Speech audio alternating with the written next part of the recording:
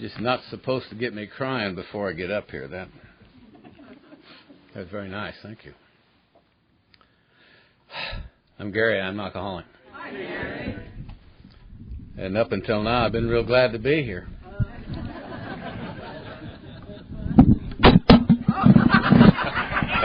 Story of my life.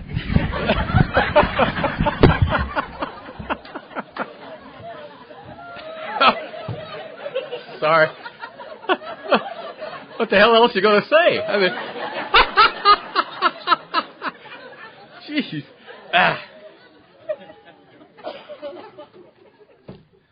Did I say I was Gary and I was an alcoholic? Okay. Forgot everything else.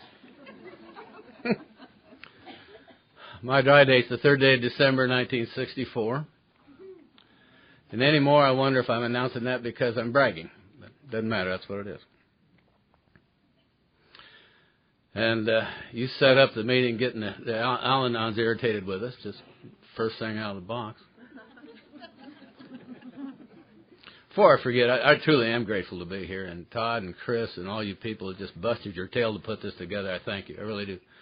This is a privilege. Julie and I were driving over here yesterday, and I said, I sure hope this is an opportunity for us to see at least some or most of the people we've known from this part of the country since we came here.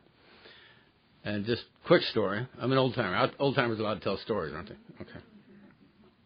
We moved to Indianapolis in the fall of 1977. We wanted to get there in time for the blizzard, and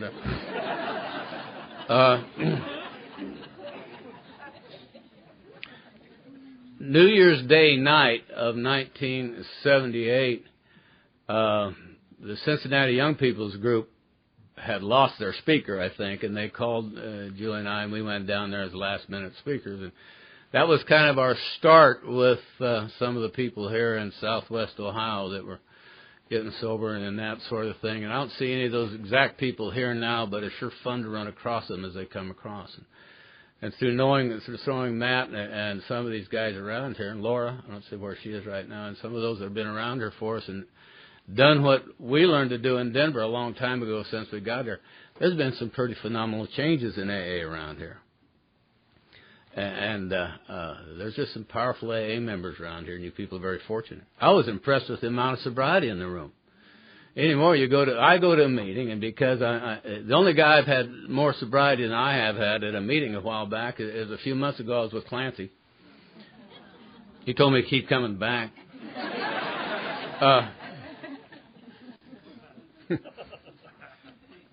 But there's some good sobriety here in a long term. You guys are very lucky that they're still coming out and going to meetings. I don't see that very often. I think it's great.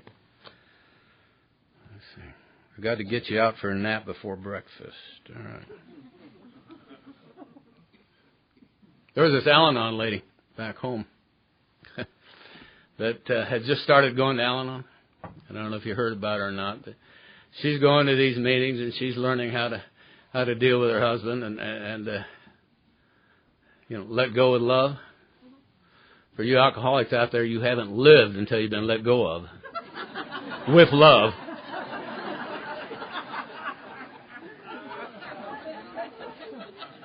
Now, I don't know how it works for you Al-Anons, but Julie and I have a grandson that's having a terrible time out there. At the moment, he's got 60 or 70 days sober and all that. But I didn't let go of him in love. I was sick of him. And I got a hunch that's what you mean when you say you let go of love. But this lady had gone to Al-Anon and learned a little bit about that and how she had to quit hounding the guy about his drinking and that sort of thing. So this one night he comes home. And she meets him at the door, and she's all dressed up. I mean, she's looking good. She's got her nicest outfit on and all that. And she takes him by the hand and invites him in and takes him to his favorite chair. Asks him what he'd like to have to drink. And he's kind of waiting for the club. And it doesn't happen, so she brings him his favorite drink and all that. And then she comes and gets him a little later and brings him in and sits him down for, of all the meals he could have, would be the one he'd pick every time. It was just a wonderful meal for him. And after it's done, she takes him back and sits him down and brings him a glass of wine. Goes back in the kitchen for a while, and then she comes out and she excuses herself. She goes in another room. She comes back out in her sexiest negligee. And she kind of sits down in the arm of the chair she lives in, and shows him a little leg there, and says, "You want to come back in the bedroom with me?" And he looks at her and he says, "Well, I just as well. I'm going to catch hell when I get home anyway."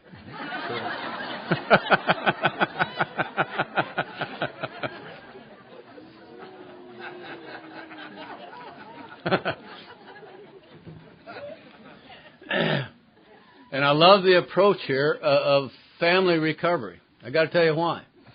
I'll tell you a little more detail, but our years in Denver, when we first got down there, it was Julie and I, and we were young. I'd been sober 4 years time I got there. And we had 3 little girls, and we're thrown in with the Denver young people, and we're one of the few couples that are married there with all that. But we were turned on to some meetings in Texas and that sort of thing, and we would go down there. And they really did this AA Al-Anon thing together. And they did it wonderfully well. And they showed us how to do it, don't they? I mean, with that. And we got into more and more of that, of this family thing, as time went on. We had a great deal of this, and now we moved to Indianapolis, and boy, it's lucky they're in the same room together, and with that. And so we're doing the same thing. But what scares me about all this is a really good member of my home group, a young man that's just really sober right now and doing the right things, been through the book, taking his meds, helping people, and that came to me the other day, and he says, "Why do they wait till 8 o'clock to start the AA meetings?" And I said, "So they can go home and have dinner with their families and come back like that." And he said, "I never thought of that." I think about it. There doesn't seem to be that many of us coming in, still an intact family, at least almost intact, sleeping under the same roof. And that scares me. So when I see something like this going on, and the Fellowship of the Spirit in Colorado, that's a conference for the Al-Anons and the AAs are on the same committee and meet every other month, every year, throughout the year to put this thing together. And they're all a very big part of the whole thing. And it's great. And I'm glad to see it. And a great deal of fellowship and love and fun comes out of it. And keep it up. I'm proud of you. I think it's great. On the 3rd day of December 1964, it was about a month before my 25th birthday. And I had had a little chat with Julie and her parents. I wasn't living at home, but I'd been invited back to the house. I thought I'd got away with something because I called the house and told Julie I wanted to see the kids. And I thought if I could get my foot in the door, because currently it was time out for bad behavior. And she said, "Sure, come on down." And I get there and I go in the house and her dad was there. You had that conversation with him, with her dad? And so we talked about what we were going to do with me. And you need to know something. I was really tired. I had taken a couple of pretty severe beatings. I'd recently run a little Plymouth Valiant up the back end of a cement truck, and it just kind of a string of bad luck.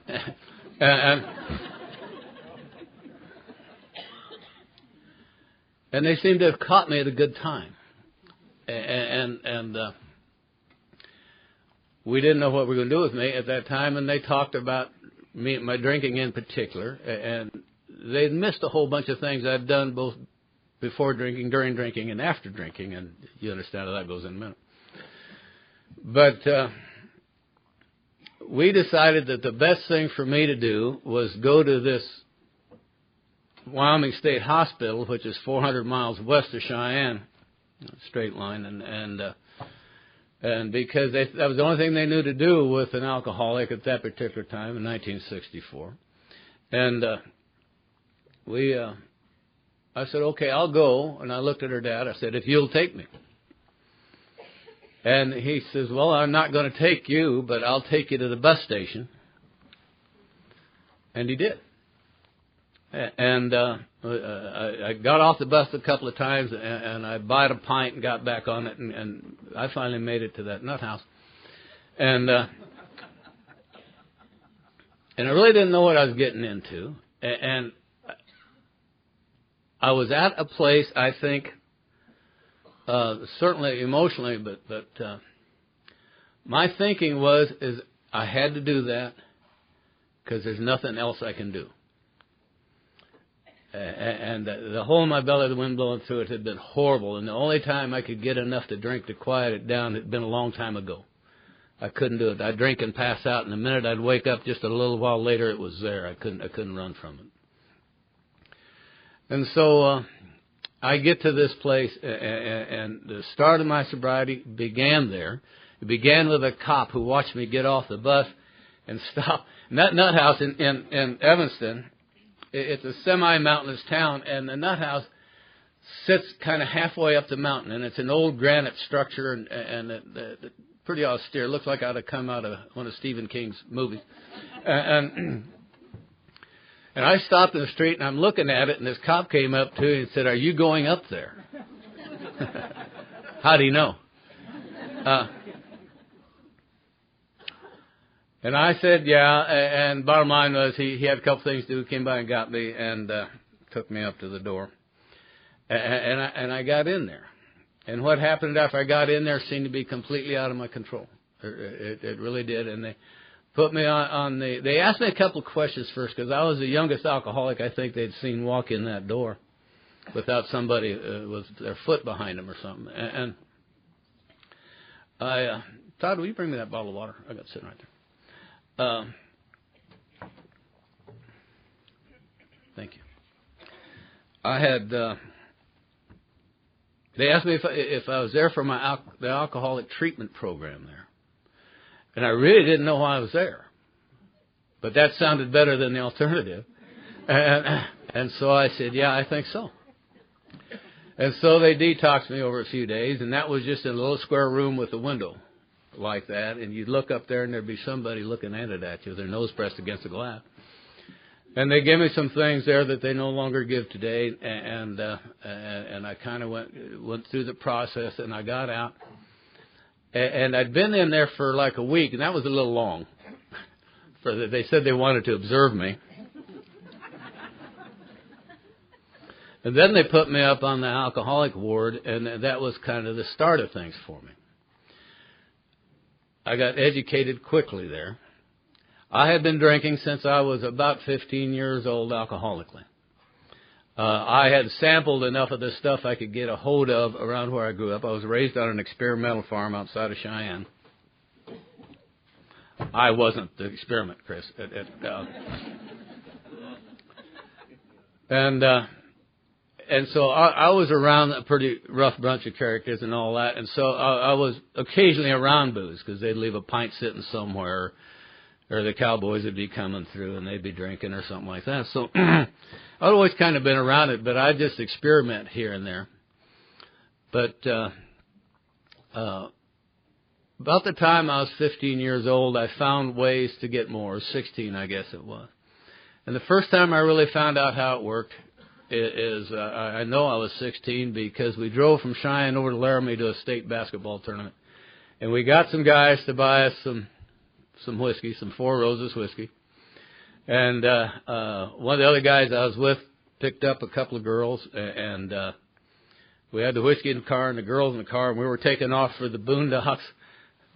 Struck me several years after I was sober, we were heading for the boondocks with the girls in the booze in the car and didn't know what to do with either one.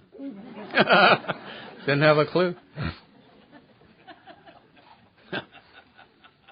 Passed the jug around, and it wasn't long before they had to take it away from me. And all that stuff changed in my life. All that fear of being around and not being a part of, and all that went away. First time in my life I had nerve enough to even talk to the girls, much less make the grab that I made. And they decided they're going to sober me up a little later and took me to this truck stop, filled me full of coffee, and didn't sober me up, but it woke me up. And I took a poke at a big cowboy, and he slapped me around pretty good. I was always doing that. I was a fighter. I wasn't a winner.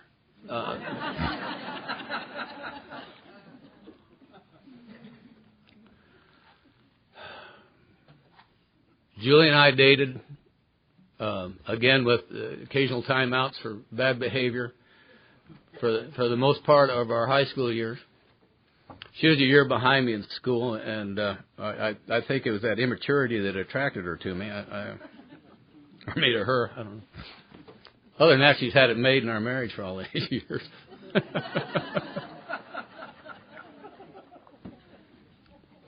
Tell you more about that, too. We had 3 children in rapid succession. 3 little girls, beautiful little girls. My youngest one was, about 5 months sober when I got out of that nut house. 5 months, yeah, she was sober. 5 months old. When I got out of the nut house, and that's my first memory of her. I somehow knew she was there, but I got no memory of that little girl till she got out of there, and I'd been in the nut house for 4 months.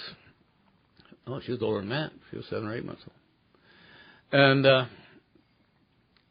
from there, things kind of started happening. What I learned in that nut house was I was an alcoholic. Pat did such a wonderful job of describing what a real alcoholic is. In case you didn't know it, you've had some super speakers here today. Haven't they been great? Damn.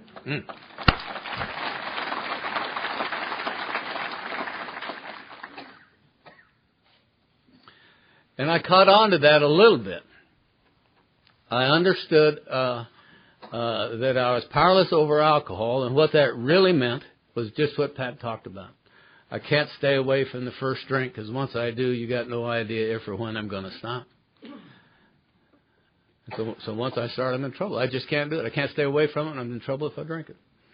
And I understood that part. I could really relate to that part in there at 24 years old and pretty well beat up and all that. I knew what happened when I drank.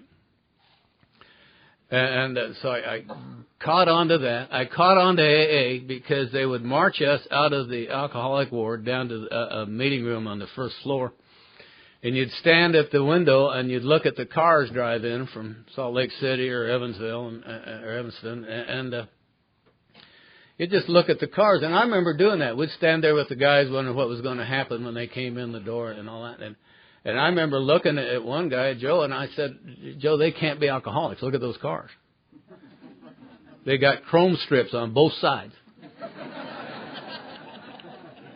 One-piece windshields. You know? I hadn't been familiar with anything like that for a long time, particularly that Viad after I crawled up the back of that cement truck. What happened there is I got my physical health back pretty quick. It didn't take too long, and I'd gone in there like about 128 pounds. And when you were talking, I remembered that. I was so skinny. If I walked fast, my legs whistled. It was crazy. And I came out, and it wasn't long in there. They taught me to eat again and all that, and I grew up physically a little bit, and was going like that. But I'm going to these meetings, these AA meetings, and I'm hearing people talk about their life not drinking. They talked about God, and I'd quit listening. They'd talk about any number of things, and I'd quit listening now that I think about it. But somewhere in there, I got a hold of enough to understand that I didn't have a chance if I drank. And somehow I had to find a way not to drink.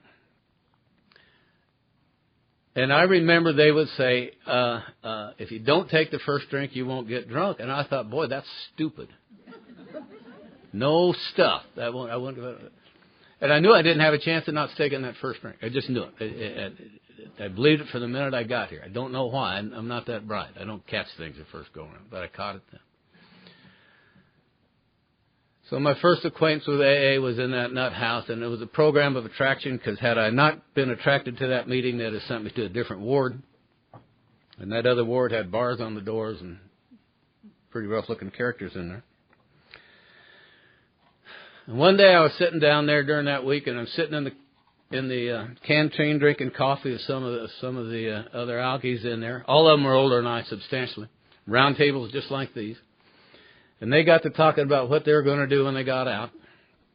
And I remember thinking to myself, because these guys were talking, they were going to go back and get the ranch back. They're going to go get the family back. They're going to go get the business back. They're going to try and get a job back. I thought, I'm in a room full of has-beens. That struck me. I'd never done anything. I never was.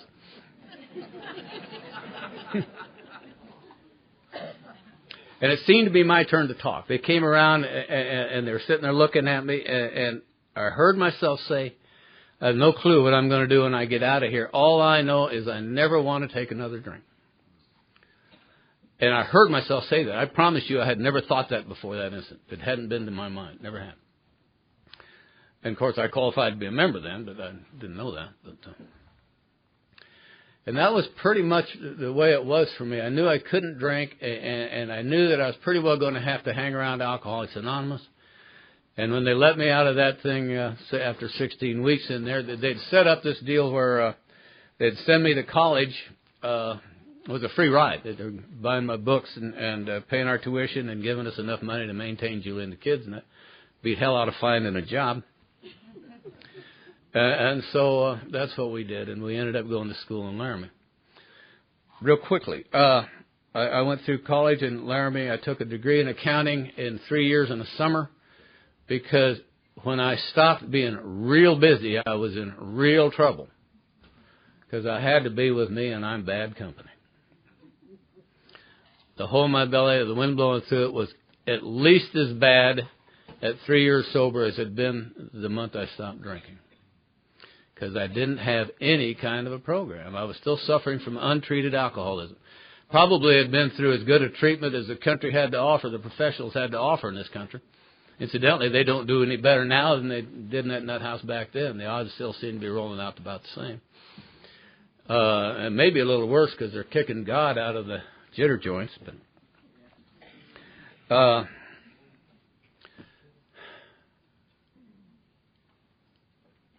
I caught on that I had to hang around AA, and I was probably going to spend my life with you people. Now, that wasn't my first choice of who I wanted to be with when I got out, but it became that, and it certainly is now and has been for many years. It didn't take long for me to fall passionately in love with Alcoholics Anonymous. It's still my passion today.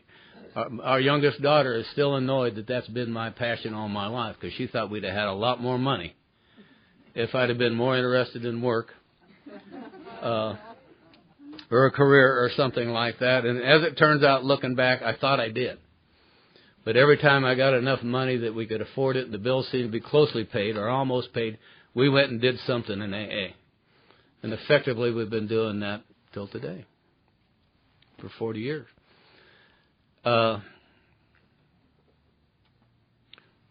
We lost one of our more famous members of the Denver Young People's Group just exactly a year ago this month.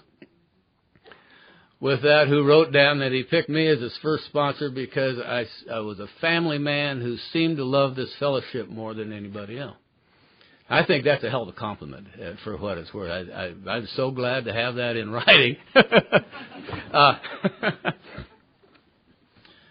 With that, but I think that was true from clear back then. I felt that, and I love everything about this.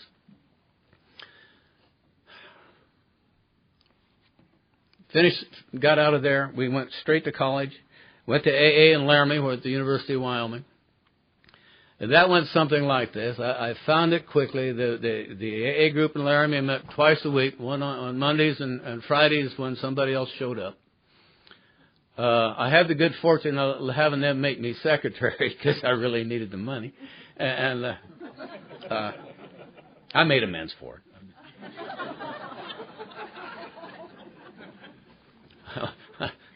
Went back after I got into these steps and went to that meeting. And before the meeting started, I was going to attend the meeting, and then during the meeting when I got a chance to talk, I was going to make amends for taking the money and pay some back. And old Frank cornered me before the meeting started. He says, you know how well this group was doing after you left, how well this group has done since you left? There always seems to have been enough money for anything we needed to do. And he never put it together that I was stealing the money. So I got the setup, and my friend that went up there with me, he was just laughing like crazy. He thought that was hilarious that I'd been set up that way. But anyway, I got off track. They met on, and I would go down there. I got myself to be secretary, and there you made coffee. And I would take books there to study with, because very often I'd go in there and I'd make one of those 30-cup pots of coffee. And I'd sit down and nobody else would show up. I'd have 30 cups of coffee to drink. And I had my books to study. And I'd look across the street at the Buffalo Bar out the window. We met in the second floor of an old corner drugstore that had gone belly up. And I'd sit in that dusty room and I'd look across at the Buffalo Bar neon lights that blinked on and off saying, Buffalo, Buffalo. The B was out. It said, Buffalo. Buffalo. And I'd grab their arm of the chair and my knuckles would turn white and I'd say, please God, don't let me drink. I can't drink. I can't do it. I don't want to drink. And that was my program for the most part for those 3 years in the summer. That's what I had. Every once in a while, other people would show up. In fact, that Frank showed up that caught me later. And I remember he came in one time, and Frank had been in and out a lot over the years. And this particular time, he was on a hot streak, and he'd been sober for a few weeks. And he said, I know what's different this time. He says, I've taken the third step. He said, I turned my will and my life to the care of God, and I said that prayer. And the following Saturday, Frank came down drunk. And I thought, I'm not messing with that third step. But the last time I saw him, he was sober again and had the group's money.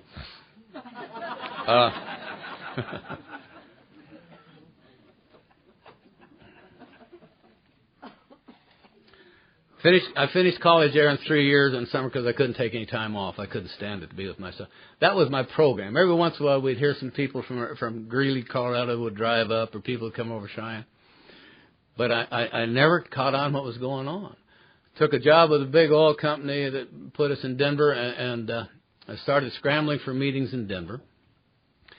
And I found one down on the south side that was just because that was close to where we were living, and I attended that for a little while. And I was by far the youngest person in that meeting. And they'd pat me on the back and say, gee, Gary, isn't it wonderful you got a hold of this deal so young? You didn't have to go everything that we went through, go through everything that we went through to get here. And I got to thinking, wait, I just nearly died out there. I don't think I can do this again. And I was a little resentful of them for a long time, but they were well-meaning, I think. And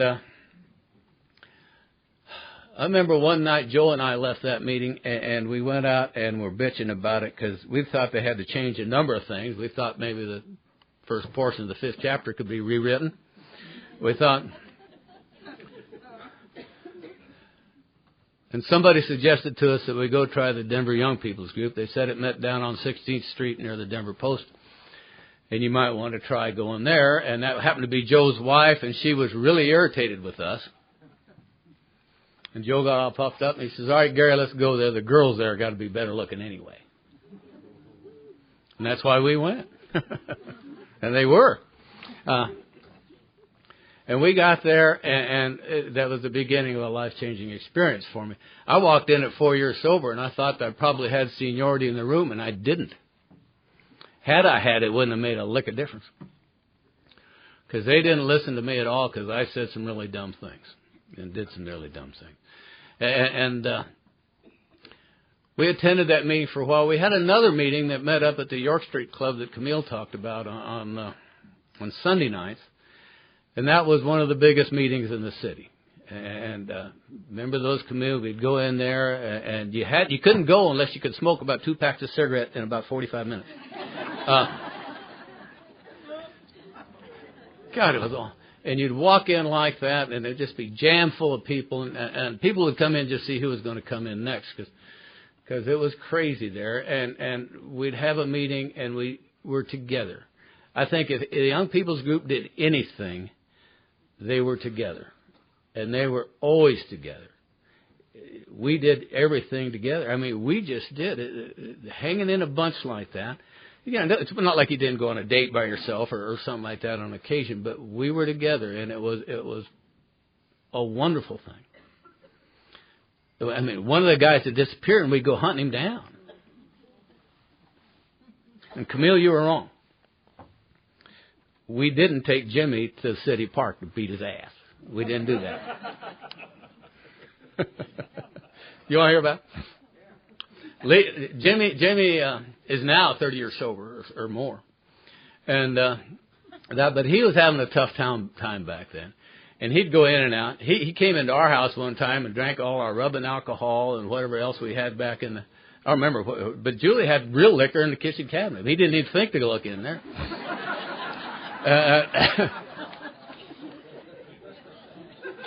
And Jimmy was at a real disadvantage because his uncle was also named Jimmy, same last name, who had a great deal of sobriety and was a very well-known long-term sobriety guy in AA there.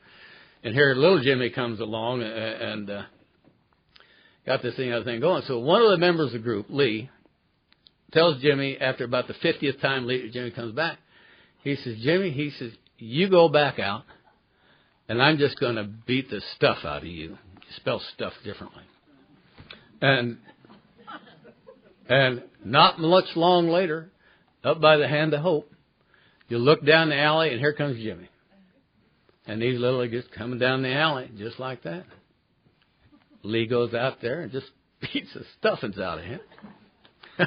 Lee's sober, or Jimmy's sober. I can't tell you that did it. We had to go get Lee and pull him off of him. That is not a recommended 12-step routine.